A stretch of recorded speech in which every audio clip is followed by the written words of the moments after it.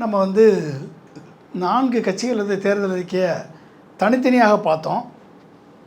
திமுக, அனைத்து இந்திய அண்ணா திராவிட முன்னேற்றக் கழகம், நாம் தமிழர் கட்சி அண்டு தாவேகா, இந்த 4 கட்சிகளுடைய தேர்தல் அறிக்கையை பார்த்தோம்.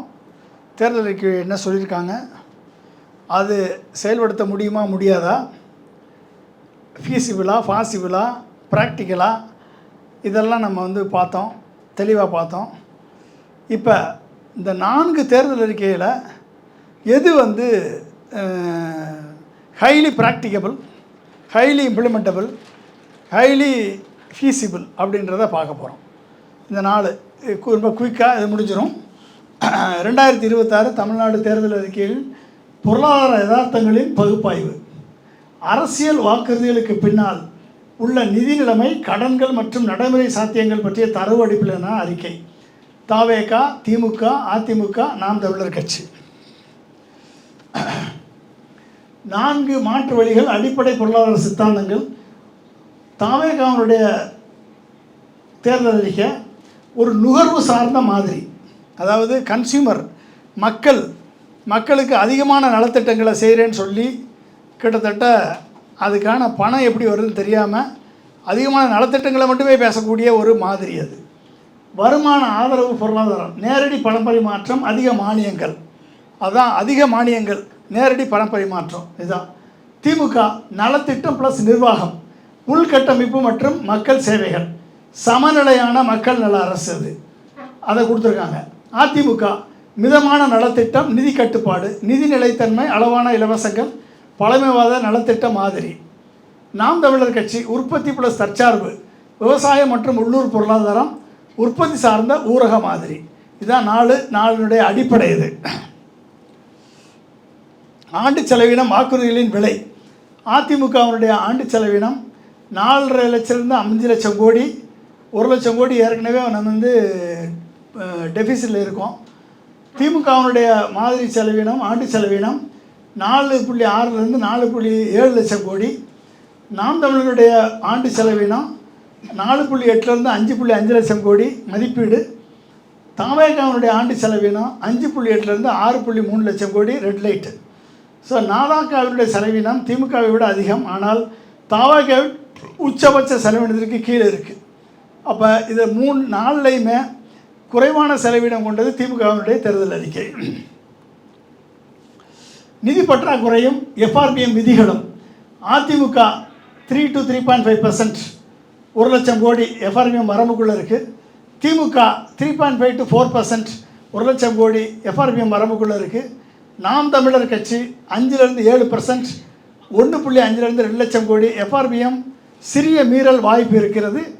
தாவேகா 12லேருந்து 14%, 3லேருந்து 3 லட்சம் கோடி வருஷத்துக்கு எஃப்ஆர்பிஐ விதி கடுமையான மீறல், செயல்படுத்த முடியாத திட்டம். தாவேகாவின் பற்றாக்குறை விகிதம் அனுமதிக்கப்பட்ட எஃப்ஆர்பிஎம் வரம்புகளைப் போல 3 மடங்கு அதிகமாக இருக்குது.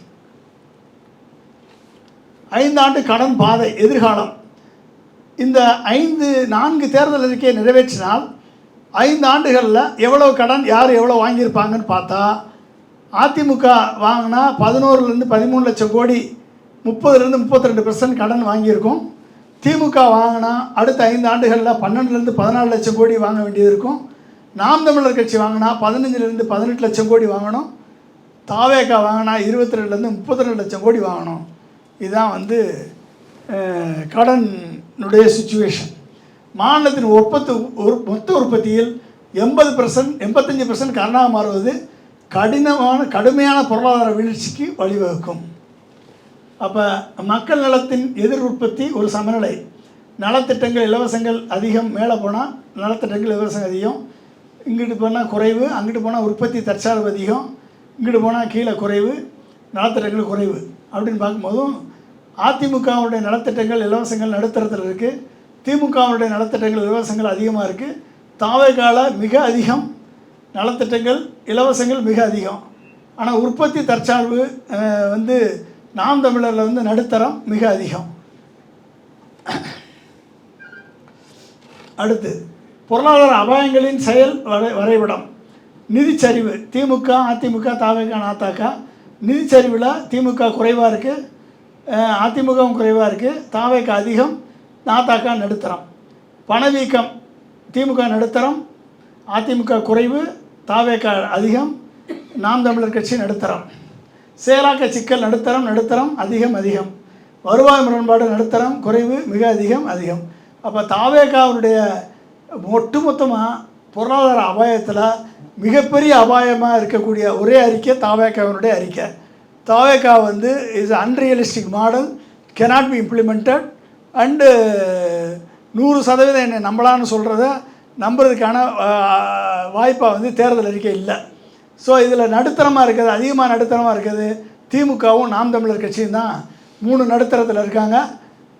அதில் வந்து செயலாக்க சிக்கலில் நாம் தமிழர் கட்சி அதிகமாக இருக்கிறதுனால அது வந்து செயலாக்கத்தில் செயல்பாட்டு முறையில் தவறாக இருக்குது, அங்கே பிரச்சனை இருக்குது. எதிர்பார்ப்பு யதார்த்தமும் நடைமுறை சாத்தியமும். தாவேகா ஈர்ப்பு மிக அதிகம், ஆனால் பொருளாதார வலிமை குறைவு, சாத்தியம் குறைவு. திமுக ஈர்ப்பு அதிகம், பொருளாதார வலிமை நடுத்தரம், சாத்தியம் அதிகம். அதிமுக ஈர்ப்பு நடுத்தரம், பொருளாதார வலிமை அதிகம், சாத்தியம் அதிகம். நாம் தமிழர் கட்சி ஈர்ப்பு நடுத்தரம், பொருளாதார வலிமை நடுத்தரம், சாத்தியம் நடுத்தரம், எல்லாமே நடுத்தரம். அது ஸோ இங்கே தான் பிரச்சனை. ஸோ இறுதி மதிப்பீடு எந்த கட்சி எதில் சிறந்தது? நிதி கட்டுப்பாடு அதிமுக, சமநிலையான நிர்வாகம் திமுக, பொருளாதார மறுசீரமைப்பு பார்வை நாம் தமிழர் கட்சி, வாக்காளர்களை ஈர்க்கும் தன்மை தாவேகா, வாக்காளர்களை ஒன்லி ஈர்க்கும் தன்மை தாவேகா.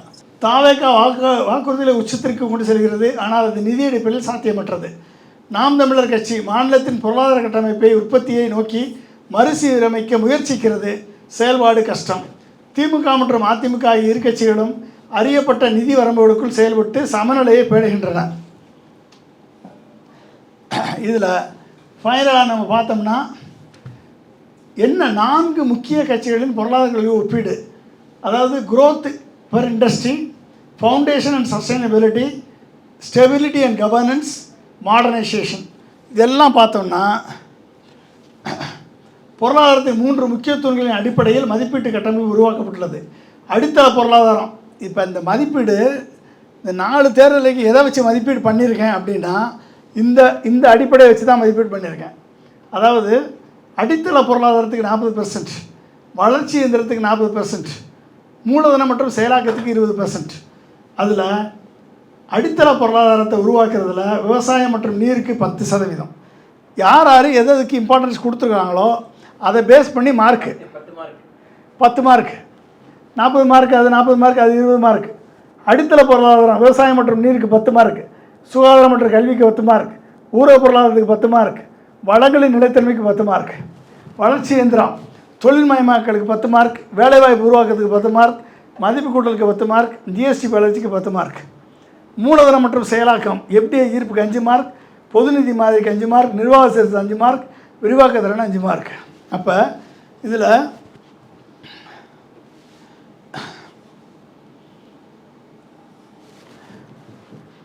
தெளிவற்ற திட்டங்கள் மற்றும் நிதி ஆதார குறைபாடுகளால் ஆரம்ப மதிப்பெண்கள் குறைக்கப்பட்டிருக்கு. யாரெல்லாம் தெளிவற்ற திட்டங்கள் கொடுத்துருக்காங்க, நிதி ஆதாரம் திட்டத்தை அறிவிச்சிட்டாங்க, ஆதாரம் இல்லை, அப்படி இருக்கவங்களுக்கெல்லாம் வந்து ஆரம்ப மதிப்பெண்கள் குறைக்கப்பட்டிருக்கு. அப்போ ஆரம்ப மதிப்பு 80னா -5 அதிகப்படியான இலவசங்கள் நிதி நெருக்கடி. திமுக 80. அப்போ 80ல் இருந்தவங்க அவங்களுக்கு 80ல் நாங்கள் கொடுத்த அந்த 100 மார்க்கில் 80 அச்சீவ் பண்ணியிருக்கு திமுக. அதில் -5 குறைச்சது போக 75 மார்க். அதிமுக 2ஆம் இடம், ஆரம்ப மதிப்பு 72 ஆரம்பிச்சது, கட்டமைப்பு சீர்திருத்தங்கள் இன்மை -3 கொடுத்து 69%. நாம் தமிழர் கட்சி 3ஆம் இடம், ஆரம்ப மதிப்பு 69 ஆரம்பிக்குது, -3%. எஃப்டிஐ ஈர்ப்பு விரிவாக்க சிக்கல் இருக்கிறதுனால 66. ஆரம்ப மதிப்பு 58 ஆரம்பிக்குது. தாவேகா -10 வளர்ச்சி மற்றும் மூலதன மாதிரி தெளிவின்மை இருக்கிறதுனால 42 நிற்கிது. இதுதான் வந்து 4 மாதிரியினுடைய 4 பேர் எடுத்த ஸ்கோர். திமுக, அதிமுக, நாம் தமிழர் கட்சி அண்டு தாவேகா எடுத்த ஸ்கோர். திமுக 75 மார்க் ஃபஸ்ட்டு. பலங்கள் ஸ்ட்ரென்த்து, வலுவான பன்முக வளர்ச்சி இயந்திரம், எஃப்டிஐ ஈர்ப்பில் சாதனை, ஆட்டோமொபைல் எலக்ட்ரானிக்ஸ், அதிக வேலைவாய்ப்பு கட்டமைப்பு. பலவீனங்கள் வீக்னஸ் என்னென்னா இலவசங்களால் அதிகரிக்கும் நிதிச்சுமை, மூலதன ஒதுக்கீட்டின் சவால்கள். சாத்தியக்கூறு வையபிலிட்டி அதிகம், நிதி சீர்திருத்தங்களுடன் வையபிலிட்டி அதிகம். அதிமுக 69 பலங்கள். நிலையான நிர்வாக மாதிரி, கட்டமைப்பு திட்டங்களை செயல்படுத்தல் வேகம், சமநிலையான மக்கள் நலத் திட்டங்கள். பலவீனங்கள் எதிர்கால வளர்ச்சிக்கான புதிய துறைகளில் ஏஐ ஸ்டார்ட் அப்பில் கவனம் குறைவு. சாத்தியக்கூறு மிகவும் நிலையானது, ஆனால் வேகம் குறைவு. நாம் தமிழர் கட்சி 66க்கு 166 பலங்கள். ஸ்ட்ரென்த்து வலுவான அடித்தள பொருளாதாரம், விவசாயம், நீர் மேலாண்மை, தற்சார்பு உள்ளூர் பொருளாதாரம். பலவீனங்கள்னு பார்த்துட்டிங்கன்னா தொழில்மயமாக்கலான தெளிவான பாதையின்மை, நேரடி அந்நிய முதலீடு இருப்பதில் தொய்வு.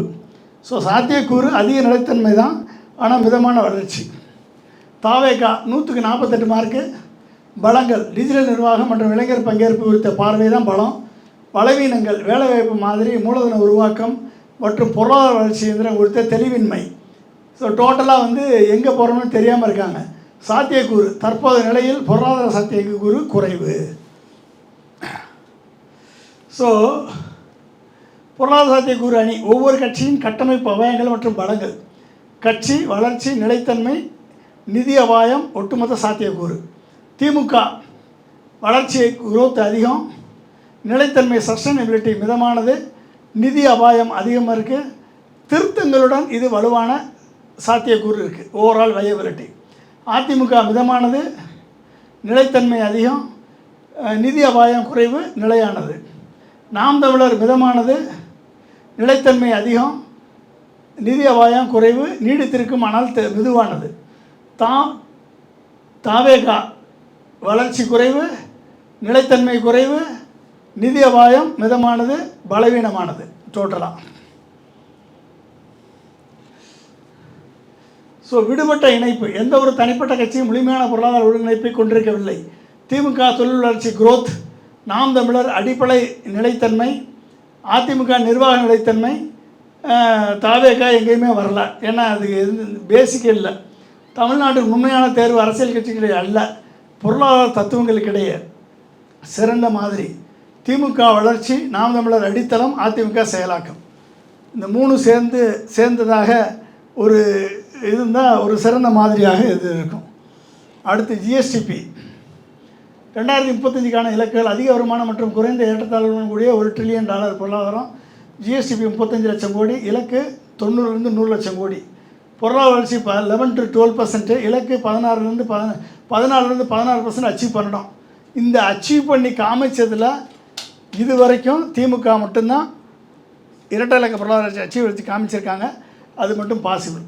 தனிநபர் வருமானம் தற்போது 3 லட்சம், இலக்கு 6லேருந்து 7 லட்சம், 10 லட்சம்.